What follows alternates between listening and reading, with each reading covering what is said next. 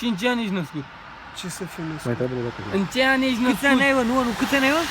Ce să fiu născut? Nu, mă, nu, câți ani ai? Ce să am? Ani, câți ani ai?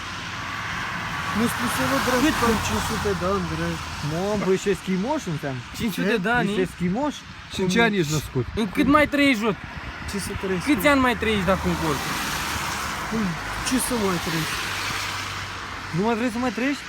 Ce să mai trăiesc? Păi nu trăiesc, nu văd că merg, dracu, ce vrei? Nu, dar câți ani ai vrea să mai trăiești? Câți ai vrea, mă, să mai trăiești? 500 de ani, mă, dracu. Încă 500? Păi da. Wow! Vrei să te duci la 1000 de ani? Ar fi bine să mă duc, dracu, la 1000. Bă, dar în ce an ești născut, Jot? Nu spuse, mă, că am 500 de ani, dracu.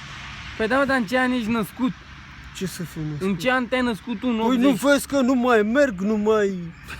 Păi nu vezi? Ia uite eu. Mamă, frate, nu știu, te bate, mă. E joaga. E joaga, mă. Ai velit-o? Berică și-a Ia, după tine. ăștia chiar vine și te ia direct din scutece, te ia ăștia. Pe tine cred că te ia, că mă întrebară pe mine de demonul valabil.